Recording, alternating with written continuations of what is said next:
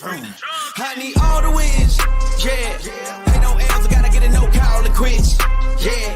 Gotta keep on moving no matter how hard it gets, yeah. Better move out the way, cause I'm coming with harder hits. My head is as hard as a brick, but I'm harder than all it is. You better move, you might get knocked out, knocked out. You better move, you might get knocked out, knocked out. You better move, you might get knocked out, knocked out. You better move, you might get knocked out, knocked out. My heart on my sleeve, stress, seal my greed. That's how I get it, success ain't no given. Some days I don't eat, I don't sleep. When I'm focused, I'm dangerous, down, wonder when I'm anxious. Ain't no limit till I tank, I'm running on fumes. The opposition don't amaze, the roads racing through the pavement. Get your hands out of my bag, I know that's because I've been in it. I don't need to brag, I guess that's what happens when you taking care of your business. But some family, you do the math. I'm out of my pocket, Houston, we got a problem, man. Perfect, let them watch me, elevating, got them nauseous. Cause I'm the pilot in the cockpit, nose diving in the option, woo. Watch out, get ahead, watch out, get ahead, watch out, get ahead, woo. It's time! Welcome to DFS by the Numbers with your host, Brady. Better move, you might get knocked out, knocked out. You better move, you might get knocked out, knocked out. You better move, you might get knocked out, knocked out. What is up, everybody? Welcome to DFS by the Numbers. These are my final thoughts for UFC Vegas 53. We have Rob Font going against Marlon Vera. Very much looking forward to this card. Very sketchy card. Very, very sketchy card. We'll talk about it. Going to talk through some bets, some Draftkings, some weigh-ins, and all that good stuff. Going to be kind of a shorter show. This week has been so hectic for me. I'm trying to crunch this week's card in this week, and then next week's card, UFC 274, both into 1 week. And I've just been researching UFC 274 all day. I'm about halfway done with the card, but I will not be here the next Monday, Tuesday, Wednesday, Thursday. Trying to be back in the game on Friday, but I'm getting married next week, so I'm going to be out of town. So just trying to get everything done out of the way. Again, I already have one bet for 274. I'm looking at another bet, just waiting for them to get some props out. But yeah, looking forward to this week as well. But I've been so busy this week. It's been crazy. I might not even be able to watch the card tomorrow. That's how busy I've been. But looking forward to it. Before we get started, as always, if you guys can please leave a like on the video, subscribe here to DFS by the Numbers. What I also did is put the link down to the MMA Engine in the description. If you're on DFS by the Numbers, please click that link over there. Check it out. Subscribe over at the MMA Engine. Me and Weezy do a probability show. If you have not seen that, go check that out. We went through all the props, fight goes, fight doesn't go, all the good stuff. And I will not be doing that next week. It's going to be Lou Betcha filling in for me. So yeah, it should be fun, a time. And I say we shout the chat before we get started. Not going to go insanely deep into a lot of these fights. I got to get out of here kind of early. George, first one in the chat. What is up, George? Hitting a parlay this week. That is the goal. Mushroom in the chat, as always. What's up, Brady? One more sleep until some violence. Let's go. We got David hanging out. What is up, David? How you doing? Lou Betcha in the chat as well. We got Jan, Philip, Quaver. We got the general taking notes as always. Mike in the chat. We got Andre. How's it going? It's going pretty good. How's it going for you? We got Suvari hanging out as well. Dale liking the intro music. Yeah, I do like it myself. Thank you a ton. Appreciate that, Dale. Appreciate that, Mushroom. Thank you, General. And thank you. I am the true walrus. I like that name there. Yes, sir. Getting married should be a very fun time. Appreciate that, Samuel. Appreciate that, Christopher. But I say we just start digging into the card here, and let's start with the first fight of the night. We're kind of out of order here, but we will go through it here. So we have Alexander Romanov going against Sherman. Broke this down last week, and yeah, this was a DFS player's worst nightmare. Not only did Dean Barry lose at 9,500 in the first round, making Mike Jackson optimal, but a couple fights later, it was announced that Sherman pulled out during lock, and a lot of people, I'm assuming, did go 100% in on Romanov, and why would you not? I was around like 75% Romanov, so I wasn't like completely dead, but obviously it did kill my lineups. So that was bad, but this fight should happen, and Romanov should go out here, take him down, and finish him shortly after. I do not see this fight leaving the first round. Chase Sherman got taken down and submitted shortly after by Jake Collier. I think that Romanov's much better than Collier, much more dangerous than Collier. Chase Sherman's takedown defense is pretty good, but one takedown is all it's going to take. Chase Sherman, I don't think he's prepared for this fight, and even if he was prepared for this fight, I still think it would be same result. Takedown, fights over shortly after. It's unbettable though, minus 2,500 for Romanov. On DraftKings, I do like him a lot. I have a ton of them. I have more of Romanov this week than last week, and that's because last week's 9K range was pretty good. You had a Richie Long up there. You had Tyson Pedro up there. This week, the 9K range is not so great. You have Andre Fili, 9,300. I'm not too excited about. You have Taira, 9,200. I don't mind, but I'd much rather go up there and get Romanov. I think he's probably he is the best play on the entire slate. So give me Romanov. Just an unbettable fight. The KO plus 130, submission minus 120, just unbettable. Inside the distance minus 150. That's unbettable. And even like the under 1.5 rounds, which I think hits more often than not, that's like minus 310 now, which is unbettable. So unbettable fight, but Romanov should go out here, take him down, and finish him shortly after. Pretty straight result. Romanov breaks me. I think he breaks him in a round. Fade Romanov on DK. I will absolutely not be doing that. If Romanov scores 105, it's not optimal. I mean, on any other week, I'd consider it. But do you want to play Andre Fili at 9,300? Who else is up there? Do you want to play Natan Levy at 9,000? Do you want to play Tatsura Taira at 9,000? It's a terrible 9K range. I'm going to get the best player of the year, really, in Romanov. So you can fade him all you want, Sean. I'll take that ownership. I'm going to have a ton of Romanov. What's up, Zach? How you doing? Let's move on to the next fight. We have Tatsura Taira going against Carlos Candelario. And yeah, Candelario, a very popular dog this week. And, I can see why, this is a fight I'm going to stay away from. But, Taira is making his debut. He's very young, 22 years old. And I like what I see from the guy. I really do. I think he's a solid striker. I think the wrestling's okay. But what really impressed me was the grappling of Taira. This guy's grappling is no joke. Very slick on the mat, able to take the back and able to submit his opponents. Candelario, that's kind of what he struggled with. His takedown defense thus far has been horrendous. His cardio has been very bad. So stylistically, I think it's a solid matchup for Taira. It's just, do you want to lay minus 225 on a 22-year-old making his debut, not only in the UFC, but in the United States as well? So it's a sketchy spot. I think Taira should absolutely win, but I'm just not running to the window to lay the minus 225. And I'm also not running to the window to bet Candelario because I do think he loses this fight more often than not. But yeah, give me Taira to win. On DraftKings, 9,200. I don't hate him. If he's able to get the fight down to the mat, I think he can get some control time. And I also think he's maybe live for a late finish if Candelario does slow down. But I think the fight goes to decision is pretty interesting. Right now, they have the fight doesn't go at minus 140. I saw the fight goes to decision on FanDuel Sportsbook. I think it was around like plus 120. I think that is a pretty solid look. If there's a finish in this fight, it's probably Taira by submission, if anything. But fight goes, I think, is a solid look, but I'm going to stay away from this fight. I like Taira on DraftKings 9,200. And as far as a pump play, I don't think Candelario is the worst look in the world if you just want to fade the 22-year-old making his debut. But I do like what I see from this guy, but this is going to be a pretty step up in competition there. There's no such thing as a lock. There is absolutely no such thing as a lock. We just saw it last week where a minus 1,600, 1,800 favored and Dean Barry lost. Andre saying, after watching weigh-ins and face-offs, I am now changing quite a lot of picks I was not certain about. Which picks are you talking about there? But yeah, a couple things did stick out at weigh-ins. We'll talk about it. Mushroom, I like that third round decision call quite a bit. Do you have a line on that? Because I do think that's pretty solid. I think decision's most likely, but late finish could be potentially on the table. But yeah, I do like that call. We'll move on. We have Gabe Green going against Johan Lioness. Another really tricky fight here. We have Gabe Green, who's going to have the advantage in every single aspect of MMA outside of pure power, and that's kind of the concerning thing here. Gabe Green, this guy is a walking punching bag. He has been knocked out twice, both in the first round. I think if Lioness wins, it's in the first round, which is very interesting because FanDuel Sportsbook put out Lioness in round one at plus 430, and then Lioness by round one KO at plus 500.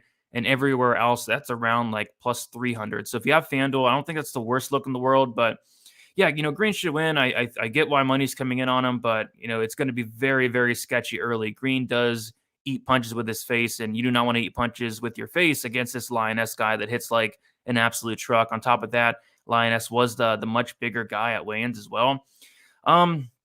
I'm going to pick Green. I think he has, way more paths to victory. I think he's better everywhere. I think he has the better striking, the better grappling. I think he has the much better cardio.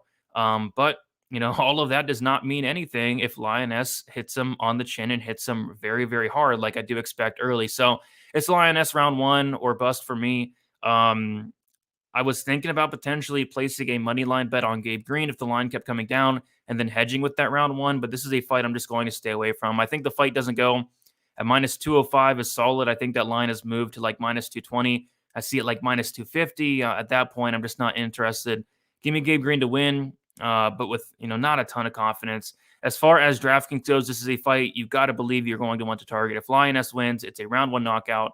And if Gabe Green wins, it's a ton of volume. I think he drowns Lioness and finishes him later in the fight. So on DraftKings, I'm going to be very heavily exposed to this fight. But from a betting standpoint, I just can't quite get there. I even saw Gabe Green around like plus 100 earlier in the week. I did not pull the trigger, and he went to like minus 150, and he's now coming back down a little bit. So give me Green to win. But if you think Lioness knocks him out in the first round, I think that is absolutely on the table.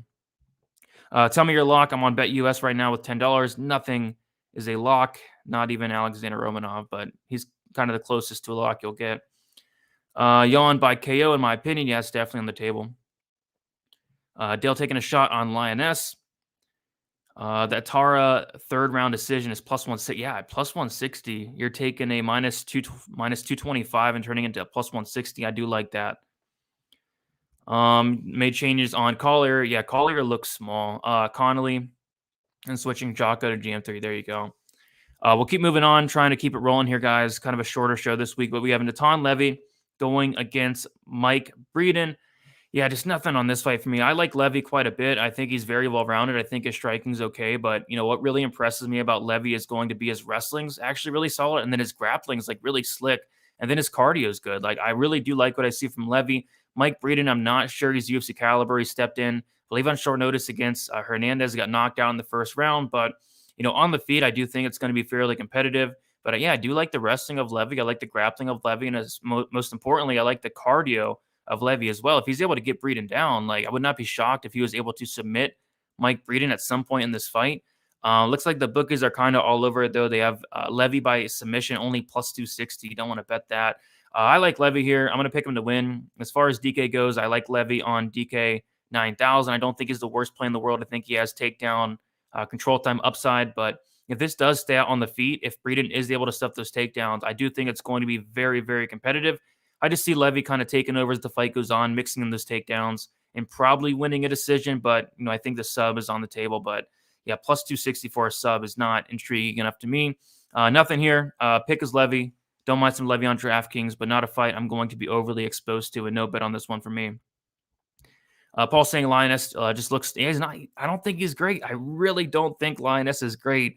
But when you have power like that, when you have that kind of power, and you have a guy in Gabe Green who's hittable, he can win. He can win by knockout. Lioness is alive because he has that power. So, Lioness looked good. Yeah, he looked good on the scales for sure. Levy Mazzani parlay half a unit. Yeah, we'll talk about the Mazzani fight pretty soon here. I think that parlay cashes for you, but not something I do personally. Parlays and women's MMA just does not seem like a good combination there, Dale, but I think it hits. I really do. Let's keep moving on. We have Daniel Da Silva going against Francisco Figueredo, and you guys are probably wondering, am I going to have a bet on this card or not? And I am with this fight, and I'm going to have 2 bets on this fight, and this is one of the more sketchier fights on the entire card, and I don't recommend being overly exposed to this fight or really this card in general. Like, this is a very, very weird, sketchy card from a betting perspective, but I do have 2 bets on this fight. So the first one is going to be the under 2.5 rounds. So it opened up at plus 145. I was recording my breakdown video during that, and it got smashed all the way down to like minus 110, minus 120. And then a couple hours later, it actually came back to plus 110. I did hop on then, and it was around plus 110 for a couple days there. And now money's starting to come in on that under, and the fight doesn't go to decision, and rightfully so. We have Daniel Da Silva, who this is a kill or be killed fighter. And, shout out to Brandon in the Discord. He put up a very good comparison. He compared him kind of like a Terrence McKinney. Like, he's going to go in there. He's going to try to get you out of there early. If he does, he does. If he doesn't, he's probably going to get finished as the fight goes on. So I do like the under 2.5 quite a bit. I like the fight doesn't go to decision quite a bit. I like the fight won't start round 3 quite a bit because you have Daniel Da Silva, who's a killer be killed fighter. He's never seen the 3rd round. I think he's been over 1.5 rounds once. I think he got like a late knockout in that 2nd round, but never seen a 3rd. He's going to come in here. He's going to, he has really good kicks, really good spinning attacks, has a lot of power, and then off his back or on top, like he searches for submissions and goes for submissions quite a bit. So, And I also do have a money line bet on De Silva. I got him at minus 115. I kind of expected that money line to move a little bit more throughout the week, but it's currently sitting at minus 125. I have 1 unit on De Silva at minus 115. The reason being is we have one guy in De Silva who's going to go out there and he's going to throw volume. He's going to hunt for submissions. He's going to do things. And you have Francisco Figueredo, who's the complete opposite. He's going to go in there. He's not going to do anything. He's not going to throw any volume. De Silva is the younger fighter. We don't know a ton about him. There's not a lot of tape out there on him, but from what we do see, this guy looks to be a very, very exciting fighter. And a little bit more tape on Figgy, and I don't know, just have not been impressed with him thus far in the UFC. Losing a third round to Malcolm Gordon, losing a third round on all three judges' scorecards to Jerome Rivera, just not the best look. And those are like the easiest matchups you can possibly get. So they're trying to get Figgy wins. I don't know. I think Silva wins this one. I think Silva comes out here. I think the submission's live. I think the knockout's live. I think he's going to put it on Figgy, and I think he gets him out of there early. If it does get extended, that's where it gets interesting. But Figgy like slows down a ton as well. Like Figgy's so low paced and he's still gassing out. I remember watching a fight with Francisco Figueredo, and the announcers were talking about how even Davison, his own brother, said that he has terrible cardio. His own brother said that about him, and I agree. Losing a third round to Malcolm Gordon is a bad look. Losing a third round to Jerome Rivera is an even worse look. So if this fight does get extended, is Figueredo going to have the advantage? I'm not so sure. So sketchy fight though. Such a sketchy fight. 1 unit to Silva and then 1 unit on the under. But I think Silva gets him out of there pretty early. Mushroom liking the violence there. I like it. Dale saying Silva 1 unit. Yeah, I wouldn't go too crazy on this fight. It's a low level fight. Fake Figgy keeps his hands way too low. Yeah, it just doesn't do really anything well, honestly, besides having the last name Figueredo. I think that's the best thing he does well, is having that last name. Lacerda round 3. Yeah. Hot take. I think if this gets to round 3, he could potentially win round 3. Like Figgy's gas tank is horrible when we know that. We don't know if De Silva's gas tank is bad or not because we haven't really seen him extended. Yes, he was tired against Jeff Molina, it looked like, but that's Jeff Molina. He puts on a hellacious pace, whereas Figgy, he has no pace at all. What's up, B? How you doing? Dropping a like. Appreciate that, B. Let's make some money. If you guys have not hit the like button, please do so. What's up, Patrick? How you doing? Having a pretty solid day, just a busy day. Hopefully you're doing well yourself. All right, we'll keep moving on. We have Gina Mazzani going against Shanna Young. If you guys follow me on Twitter, you would have saw me put out a tweet, and I said, basically, I just put a moneyline bet on Gina Mazzani, and I puked a little, but it had to be done. I got her at minus 160. I put 1.6 units on it. It's terrifying, but my goodness, like this is a really good matchup for her. Like, I've been trying to stay away from women's MMA, especially low-level women's MMA, and especially laying chalk on women's MMA, but I'm just trying to figure out, like, where does Shanna Young have the advantage in this fight? And where is Shanna Young really good at? I'm not sure. The striking is going to be very competitive, but it's going to be Mazzani who averages nearly 5 takedowns per 15 minutes. It's going to be Mazzani who has a 58% takedown accuracy. And it's going to be Shanna Young who she struggles with the ground game. She struggles with getting taken down, getting held down, getting beat up on the mat, TKO, getting submitted. Sarah Alpar was able to submit her, take her down twice. We saw Stephanie Egger was able to take her down a few times, able to get her out of there with a TKO. We saw Macy Chiasson able to take her down a few times, control her for the majority of that fight. Gina Mazzani should absolutely come out here. I think the striking's competitive, but just take down Shanna Young and probably finish her on the mat. Gina Mazzani did slow down in her last fight against Priscilla Cachoeira. I guess that would be the one concern, but that's literally the one concern there. So monies came in on Gina Mazzani throughout the week, and rightfully so. Like, I don't think Shanna Young is UFC caliber, and you can maybe argue the same thing against Gina Mazzani, but stylistically, this should absolutely be a fight that Mazzani should win. But as we know, nothing always plays out how you expect, and betting on these spots has burned me more often than not. So I'm extremely confident in Gina Mazzani, but how confident can you really be laying chalk on low-level women's MMA? Just something that burns me consistently week after week. But Mazzani should roll. Mazzani absolutely should roll here. From a DraftKings perspective, I like Mazzani a lot. Takedown upside, control time upside. I think finish upside as well. Give me Gina Mazzani, 1.6 units, minus 160. Terrifying, but it absolutely had to be done. Mazzani's going to do her thing. Yeah, and she looked in really good shape as well. So hopefully She, fixed her cardio a little bit, worked on that. She came in great shape. She was like second or third one on the scale. I think she should be ready to go there. What's up, KO? How you doing? That bad zombie and Mazzani sits in my head. I can't go with her. Yeah, I think there's a big difference though between Priscilla catch a beating and Shanna Young. Like Priscilla, you don't want to stand with her, especially if you're Mazzani and you're tired. But Shanna Young, what's she gonna do? Right? I don't know. What's up, Kristen? How you doing? All the best this next week. Appreciate that, Kristen. Let's keep moving on. We have Andre Fili going against Joe Anderson Brito. And lots of people taking the shot on Brito here. The money line is actually closed up.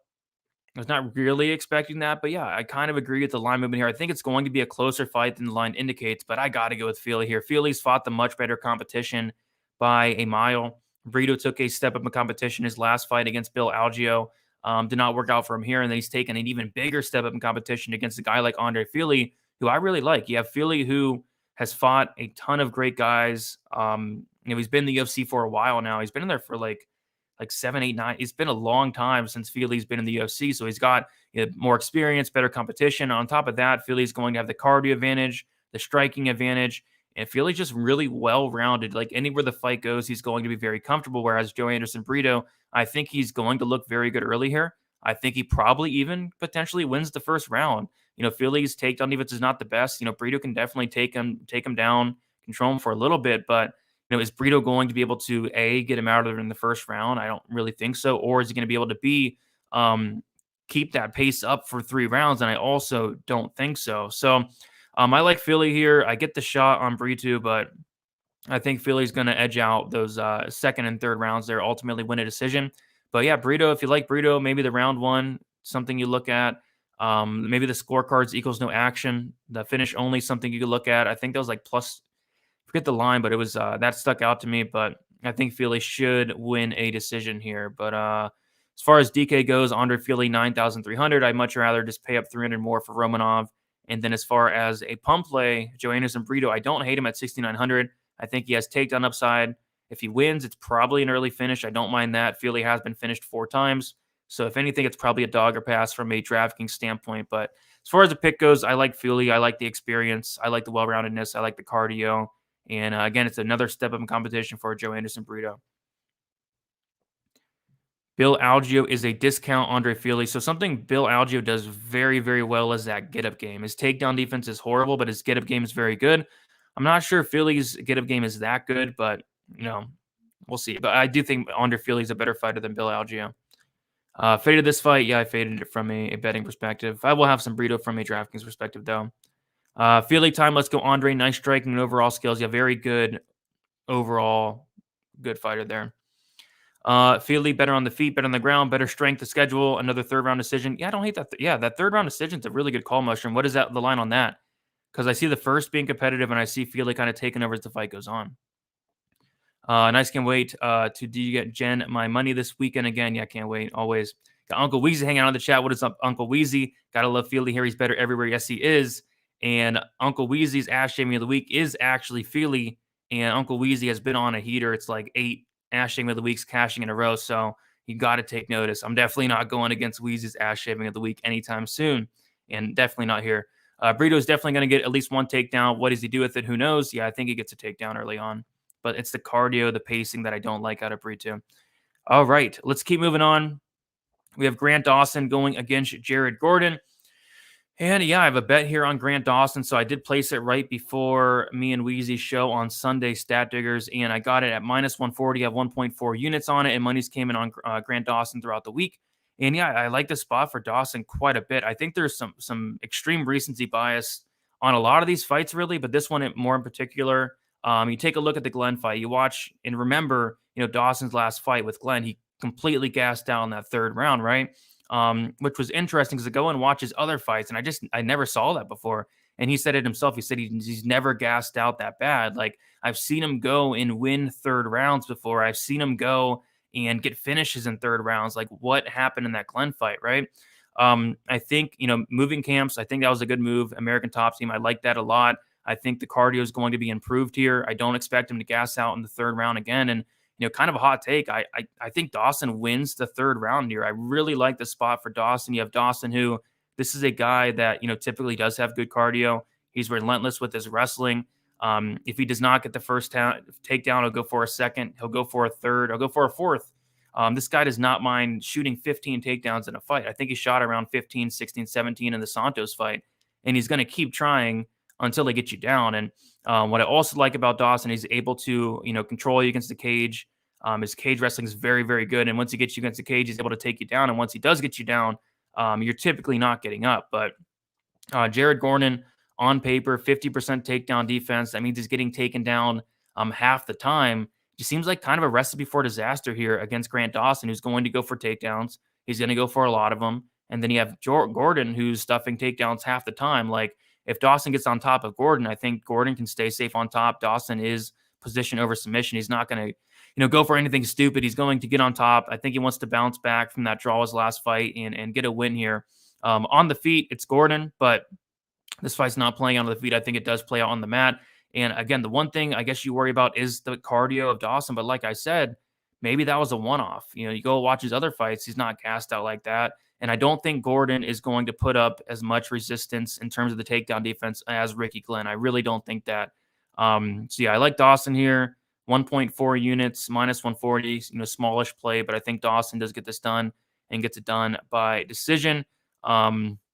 And as far as DK goes, Dawson, 8,700. I like him a lot. One of my core plays. I think he gets takedowns, a lot of them. But I did a DK show with Monk, Weezy, and Luke. And Monk brought up that Jared Gordon, when he does win, he scores a ton. So I will be sprinkling in some Gordon, but I'm more on the Dawson side here. And I like him quite a bit.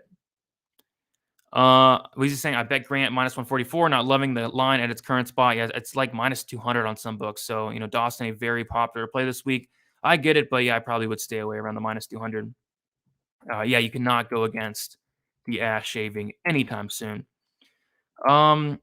Joining in late question, more Breeden or Candelario for DK. I don't have my lineup percentages on me right now, but I'm pretty sure I have more Candelario, honestly. Fili, third round decision, plus 100. That's not terrible. Plus 110. There you go. Yeah, I don't hate that. I think it's much better than laying the minus 225. And Weezy for president, I agree with that. Gordon, round 3 or by decision, is plus 225. Yeah, I'm more so on the Dawson side myself. But yeah, if you think Grant Dawson's going to gas out again, round 3 could be live, but I don't think so. Half a unit on Dawson. Sean loving Dawson as well.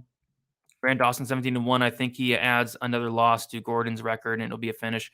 Yeah, that's another thing. We and Weezy did probability last night, and the probability model is really loving the fight doesn't go, for the reason that all of their losses come inside the distance. And Grant Dawson's a very good finisher. Grant Dawson, an 89% finish rate. So can't really count out a Dawson finish as well. And yeah, he did, Sean, for sure. I was gonna say one more thing, but I think I forget. But yeah, give me Dawson here. Breeden, chances of a KO win against Levy. Levy's a tough dude. He can take some shots. I'd say pretty slim, but as we know, anything can happen in MMA. But I think that would be Breeden's win condition, would be a KO. I don't see him winning a decision. I don't see him obviously submitting Levy. But yeah, let's move on. All right, we have Christoph Jaco going against Gerald Meerschaert. I do have a bet here. I have a bet on the finish only, which is the same thing as the scorecards equals no action. I got it at FanDuel at plus 114, which was a shame because like 5 minutes later or less, Draftkings got it out and they had it at plus 120. So it doesn't really matter. I mean, not much of a difference there. But yeah, plus 114, Meerschaert, scorecards equals no action, finish only. I think the line has moved a little bit. I think it's like minus 105, something like that. And I think there's still some value on that. Like, we have one guy in Jaco who has the worst finish rate on the entire card, 31%. And then we have Gerald Meerschaert, who has the second best finish rate on the card, right behind Daniel De Silva at 94%. It just doesn't make sense to me. I mean, Jaco has one UFC finish. Gerald Meerschaert has 1 million UFC finishes. This guy is finishing a ton of fights. And if there is a finish in this fight, I think it's Meerschaert. But with all that said, I think Jaco does win. I think he does win by decision. Jaco by decision plus 200. I think that's completely nuts considering Jaco's a minus 165 favorite. Why is his decision prop plus 200? I think that's a good look. But I do like that finish only for Meerschaert. I think if there is a finish in this fight, I do think it's Meerschaert. Scorecards equals no action means if the fight goes to decision, the bet is voided. If Meerschaert wins inside the distance, the bet hits. And if Jaco wins inside the distance, the bet loses. I really do like that spot there. But give me Jaco for the win. But as far as a betting perspective, I like the finish only for Meerschaert, and I like Jaco by decision as well. Uncle Weez is saying, I have 2 bets here. Meerschaert finish only plus 120 and 0.75 units on Jaco by decision. I think that's the perfect way to play it. 100%. I think it's a good way to play it. Only way you'll get screwed there is if Jaco finishes Meerschaert, which I don't think is overly likely. No problem. Fern, Bird, Sean saying, I'm so confident in Jaco here. Yeah, he should win. GM3 on a roll. Let's go by finish. Yeah, if you like GM3, you might as well bet him by finish. It's all he does. GM3 by finish, you around that plus 175, plus 170. Over 2.5 at minus 120 is better than the Jaco money line. Yep. Oh, yeah, 100%. And I think that's a good call as well. 1.1 on Jaco. I think you hit your bet there, Dale. And did a Meerschaert finish only as well? Yeah, I like it. I think it probably voids, but you got to take those opportunities when you see them.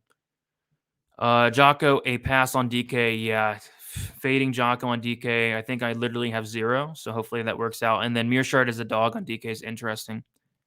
Jaco by decision is tempting. I agree. I love the finish only play and decision only for Jaco. Yep, that's I think it's a good way to look at it. Jaco's so much better on the feet, and that's where I think he tries to keep it. I will say he's better on the feet, but Jaco's so low volume that I feel like it could be somewhat competitive just because he gets so low volume. And Meerschaert is going to throw things, and Meerschaert's striking's got much better. Like, he looked better than people expected against Muradov. Even hurt Muradov at some point. So I don't know. It should be a close fight. Nick liking the GM3 by sub. Yeah.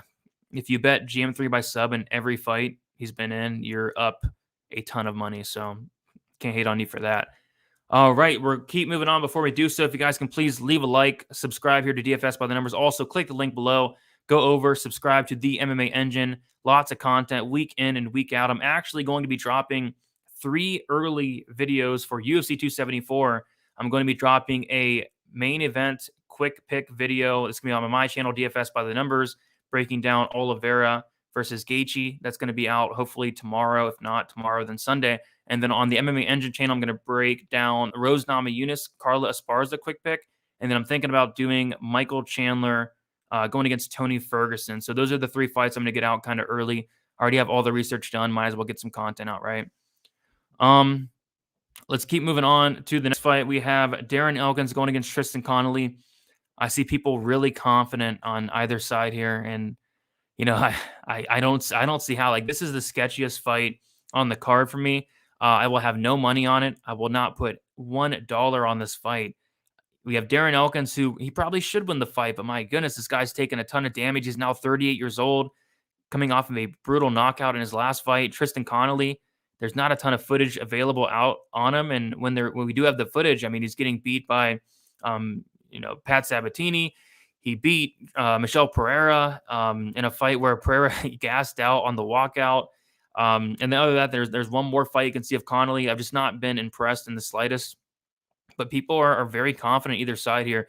This is a straight up pass. Like, there's no way I can bet on this fight. We have a guy in Elkins who, is going to be the much more experienced guy, the more active guy. He's fought the much better competition. It's not even close. And then we have a guy like Conolly where I'm just not impressed with the guy in the slightest. I really don't know if he's even UFC caliber. And he's not young himself. This guy Conolly is like 37. So it's a pass. There's nothing that I would even consider betting in this fight. I don't like the fight doesn't go. I don't like the fight goes. I don't like any props. As far as DK goes, I kind of think this fight is somewhat going to be important. I feel like there's going to be a lot of grappling, a lot of takedowns. For that reason, I do have some on DraftKings, but that's about all my exposure. I'm not betting this fight, and I don't recommend anybody bets this fight. It's hard to be confident in either fighter here, but yeah, pass. Big, giant pass. Elkins by sub. He will put Conolly's neck surgery. Yeah, and Conolly's coming off of a couple neck surgeries as well. Makes it even more sketchy, right? Drew saying dog or pass. Yes, dog or pass, if anything, but I'm more so leaning towards pass. Like, laying minus 185 on Elkins does not sound great. I could see Elkins getting beat until he wins. Yeah, that's typically how an Elkins fight goes. I have no clue, though. Conolly all of a sudden pulls a victory. I fear Elkins here, to be honest. I fear a lot of things in this fight. A lot. Nick's saying 50-50 fight. Always take the plus money. Good point. Yeah, good point. It would be a dogger pass. It would absolutely be a dogger pass. Conolly at plus 160. Maybe Elkins is completely washed, but I just can't get it. I can't get to this fight. Absolutely cannot. So far, fate of this fight, dogger pass. Yep, 100%. Benz, what's up, Benz? I got a unit on Dawson, Jaco, Mazzani, Taira, Green, Vera, De Silva. Pays 3,400. Feeling ballsy. That is very ballsy, but I think it hits. Yeah, I think it hits. There you go. But those are hard to hit. Very hard to hit. Conolly by sub plus 800. Conolly by sub plus 800 plus 700. Anything can happen. I won't be betting anything here. Jesse's saying my new routine is study fights, predict outcomes to bet, then watch you and Wheezy talk me out of the bad ones. Great job, guys. And yeah, I think this is a bad fight here. But yeah, appreciate that, Jesse. All right, let's keep moving on. We have the co-main event. We have Andre Arlovski going against Jake Collier. Another fight that I won't be touching. Another very sketchy fight. And yeah, at the weigh-ins, I could have swore, like, aren't these guys, like, on paper the same height? Yeah, they're both 6'3" on paper. But Arlovski looked like 2 or 3 inches bigger than Collier. Like, I don't, like, either Arlovski looked 6'6" or Collier looked 5'11". Like, I don't know what was going on there, but Arlovski is the much bigger fighter. So that was weird. I was kind of expecting them to be the same height. Yeah, I'm not betting on this fight as well. I mean, it's going to go to decision. It's going to be very close. It's going to be very greasy. It's going to be very hairy. What are the judges going to think? We have to rely on the judges. Like, what are they going to watch? They're probably not even going to watch the fight. So just another sketchy fight. You're going to have Arlovski, who is probably going to be having the better cardio. With that said, his cardio has not looked the best his last couple fights, but it's probably going to be better than Collier's, who does slow down after 6 minutes. You're going to have Arlovski, who's going to be landing the harder shots. You're going to have Collier, who's probably going to be landing the more volume. It's one of those fights where I think Collier is going to outland him in every single round, even when he's tired. But he's going to look tired. The judges apparently don't like that. And Arlovski is going to be having the bigger moments. One big moment for Arlovski can wipe out a massive striking advantage in terms of the volume for Collier. What are the judges going to favor? Are they going to favor the volume and output of Collier that's not landing hard, or are they going to land the couple shots that land hard of Arlovski there? And I don't know. I really don't know. So, yeah, I'm not betting this fight. Another sketchy fight. Like, this is a sketchy card. As far as DK goes, fading Arlovski, easy fade there. Collier, if anything, just for the volume, but it's not a fight I'm overly excited for. A co-main event that I could really, honestly care less about. We already know what's going to happen. It's going to go to decision. It's going to be close. Who's going to win? I don't know. I really don't. Up to the judges, but it's going to be close. So, yeah, give me a Collier just based off the volume, but, anybody could win this fight, honestly. Draw. Yeah, draw sounds good. Don't hate the draw. Can't bet against Arlovski in these mediocre matchups. Yeah, these are fights he should win. Arlovski by decision, yeah. If you like Arlovski, by decision is not much better. It's only plus 125. They're like all over it. Like, even the fight goes to decisions like minus 200 something. I don't know. Fight goes to split plus 450. Yeah, that's interesting. I think that's on the table, but I don't know if I want to pull the trigger on that. Too much experience for Collier here. I like Arlovski in a slow dance of a fight. Yeah, I mean, anything can happen. Anything can happen. I kind of feel like Collier outlands him in all 3 rounds, but that doesn't mean he can win the fight. I want to parlay Candelario, Breeden, and Gabe Green. I would not recommend doing that really at all. I think they can all 3 lose, honestly. But, yeah, I don't know. Arlovski could catch him. I don't think so. Arlovski hasn't finished anybody in like 7 years. But maybe he finishes Collier. I don't know. But, yeah, sketchy fight. Not betting it. I don't recommend anybody to bet it, but looks like everybody's betting this fight. So I don't want to lose a couple years off my life, and betting a fight like that takes at least 2 or 3 years off your life. And I want to live a long life. I want to get old, and betting fights like this, it's going to take you out a couple of years earlier than you're originally supposed to. So not betting it, and I don't recommend doing it. All right, next fight, we have the main event. We have Rob Font going against Marlon Vera. And yeah, so Rob Font missed weight. He was the only weight miss on the card. I didn't think he looked bad. I just more so questioned his motivation. Like I heard an interview with Rob Font earlier this week, and he was kind of talking about, this is a fight where he's taken a step back. He's going backwards. Whereas Marlon Vera said he's taken a step forwards here. He said if he wins this fight, he's one step closer to a title, right? And then you have Rob Font who's like, I'm taking a step back. So I really question the motivation of Font. He's 34 years old now, just lost his last fight to Jose Aldo. And maybe that, I don't know, maybe that took off some motivation because he did not come in looking very motivated. He missed weight for a main event. So I questioned the motivation more so him looking like crap because I don't think he looked like complete crap. He did stumble a little bit after getting off to the scales. Looked like he kind of almost fell over, but you don't want to look into that much. I don't really think he killed himself to make weight is kind of what I was, feeling there. But yeah, I like Marlon Vera. I like Marlon Vera before the weigh-ins. I like Marlon Vera after the weigh-ins. And I do have 2 bets on this fight. Actually, I have a couple bets on this fight. So I have the first one is going to be that scorecards equals no action, which is the finish only, which is what we did for Gerald Meerschaert there. So they had it on DraftKings at minus 115 for Marlon Vera, and I put 1.25 units on that. I went to actually add more onto that today, but the line has moved to like minus 120, or minus 125 around there. I still think there's some solid value on that because you have a guy in Rob Font who, this guy's durable. Don't get me wrong. Rob Font's very durable. Did get dropped down in his last fight twice. Never been knocked out. He has been hurt a couple times. And then you have Marlon Vera, who this guy is probably pound for pound, one of the most durable guys in the UFC. When you think of durable guys, Marlon Vera is one of those guys that come up like a Marlon Vera, a Vicente Luque, a Max Holloway. Like all these guys are very, very durable. And unless Rob Font is bringing in like a steel chair or a metal baseball bat, it's really hard to see him finishing Marlon Vera. So yeah, minus 115, I'm taking that all day. And I wish I would have went a little bit heavier on it now that Rob Font did not look all that interested at the weigh-in. So not only do I have Marlon Vera, scorecards equals no action, which I love that play, I did sprinkle the round 3, 4 in 5 round props for Marlon Vera. And I've not done this in a long time. I was planning on doing it in a couple fights this year, did not quite do it. I almost did it in the Volkanovski fight against the Korean Zombie. Wish I would have done it there, but I'm doing it here. I have a quarter unit on round 3, 4, and 5, round 3 plus 2,000, round 4 plus 2,200, and then round 5 plus 2,800. Those have all actually improved since I bet them, which I was not really expecting. But yeah, I think round 4, you can now get like plus 2,600. Round 3, you can now get like plus 2,200. Round 5, not sure, but yeah, quarter unit on Vera, 3, 4, and 5. I think he gets the late finish. I think he breaks Rob Font. Rob Font not looking interested today. Missed weight. Where's his motivation at? And if you're not motivated going into a fight with Marlon Vera, he's going to get you out of there. Vera's going to lose the first round. We know how Vera fights. Going to lose the first, going to start going in the second, and then he turns it on in the third round. We've never seen him in a 4th and 5th, but you got to imagine 4th and 5th round Marlon Vera is going to be a very terrifying thing. So if Rob Font is not prepared for this fight, not ready, doesn't want to show up, I mean, Marlon Vera is going to finish this guy. With all that said, I get why Rob Font's a favorite. I think Rob Font is the better fighter. I think Rob Font's the better striker. I think he's going to be the minute winner. I think he's going to outstrike Marlon Vera.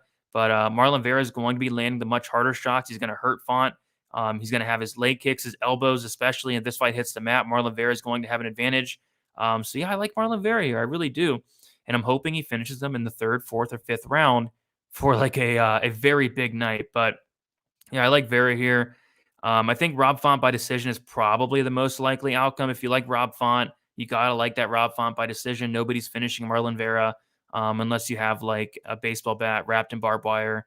And even then, I'm not sure that Rob Font can get Marlon Vera out of there. So, yep, scorecards equals no action, 1.25 units, minus 115, and then quarter unit sprinkles on those 3, 4, and 5s. I think Vera does get him out of there late. All right, let's see what you guys are saying, and then we'll head out of here. If Vera wins, do you think Font can put up a decent score and a loss? It depends. Like if Vera finishes Font early, then no, obviously. But if this fight goes to decision and if Vera wins that decision, I absolutely think Font puts up a big score and a loss. Vera all day. I'm taking Vera by finish here 180. Yeah, Vera by finish in general is like plus 190 or plus 295. I think that's solid. The 2.5 pound weight miss is a big deal. That's not like Font. Something is going on. Yeah, again, I just question the motivation. Like maybe he thought he was so close to a title shot with that Jose Aldo fight, and then he's taken a step back, right? Like, where's your motivation from there? Weight miss gang, Font all day.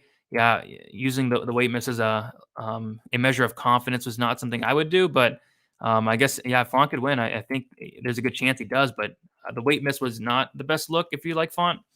Yes, sir, it's a 5-round. Out with the old and with the new Vera, round 3, 4, 5. Round 5 is only plus 2,100, and round 4 is plus 26. That's weird. Yeah, on a made of after 5 rounds. That is true. Dropping a like on your main channel. Let's make money. Appreciate that, B. Font has no KO power. Couldn't even finish a glass jaw. Garb. Yeah, if you can't finish Cody Garbrandt, I mean, you're not finishing Marlon Vera, right?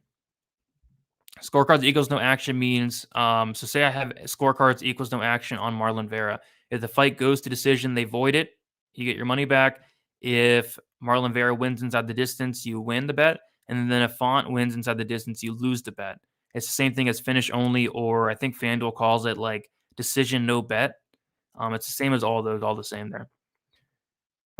Just a sacrifice for UFC 274. Yeah, this card's rough, guys. It's really rough, but yeah, looking forward to next week. Rob Font, about to be 35 years old. Dude might be getting too old. Yeah, he's not young. And 34, 35 years old is not young for this division. Congrats on the wedding, Brady. I'm sure you will look great in your tux with the weight loss. Yeah, down 94. Was planning on getting to 100, but that 100 is gonna have to wait. I'm gonna get the other 5 after I'm back from the wedding. Bro, just live bet Vera after round 1. Yeah, 100%. 100%. What's your DK lock pick? Nothing is a lock, but I guess Romanov. Romanov's my highest exposed, but I bet you already knew that. You think Sherman nuts up again? I hope Sherman makes it because I'm going to be like very heavily exposed to Romanov, and most people will be for sure. All right, quickly recap my action, guys. Not a ton of action this week. I'm keeping it very light. I already have a 2-unit bet for next week, and I'm looking at a potential max bet for next week, just waiting for them to get the line out. I'm already ready to place it. It's at a playable line right now on a book I can't get. So I'm hoping they release it sometime tonight or tomorrow. I'm waiting. I'm refreshing. But yeah, next week's going to be a lot heavier for me in terms of the unit size. But yeah, small bets here. Grant Dawson, 1.4 units, minus 140. De Silva, 1 unit, minus 115. Mazzani, 1.6 units, minus 160. Those are my 3 straight bets. Dawson, De Silva, and Mazzani. Under 2.5 rounds, De Silva, Figueredo, plus 110, 1 unit. And then 1 unit on the scorecards equals no action / finish only. Gerald Meerschaert, plus 114, 1 unit. 1 unit or 1.25 units on Vera. Scorecards equals no action, minus 115. I like that a lot. And then just round sprinkles on Vera, 3, 4, 5, quarter unit on each. Plus 2,000 for round 3, 2,200 for round 4, and then 2,800 for round 5. So, yeah, not the best card in the world. I might not even be able to make the card or be able to watch the card. It depends what I get done tonight. But what's up, Harley? Never catch you live. Always love the breakdowns. Have a great wedding. Keep going. Appreciate that. Glad you were able to catch it. We got Rob saying he loves it. I love all you guys hanging out on a Friday. So with all that said, I say we head out of here. You guys can please leave a like here on the channel. Subscribe as well. Go check out the MMA Engine. The link is in the description. May 14th is when I'm going to move the live stream from Friday on my channel, DFS by the Numbers, and then move it permanently onto the new MMA Engine channel. Lots of great things coming over at the MMA Engine you guys are going to love. If you guys like Contender Series, I'm not able to do Contender Series. It's nearly impossible with my content schedule and doing content earlier in the week. But we're going to have a Dana White's Contender Series on the MMA Engine channel on Mondays. You guys are going to love that. I'm going to love it. And just a lot of things going on over there. So check it out. Subscribe, all the good stuff. And Ben saying 106 watching. Smash the like. I agree. And then 302 Fight Life saying congrats on you and your wedding and all that good, brother. Appreciate that, 302. All right, guys. Best of luck. And we'll talk to you very soon. Best bet tomorrow, me, Weezy, Narco Cop, Eric. That's going to be on DFS by the Numbers channel 1 hour prior to the prelims. I think it's an early start tomorrow. So check us out there. But other than that, good luck. Let's make some money.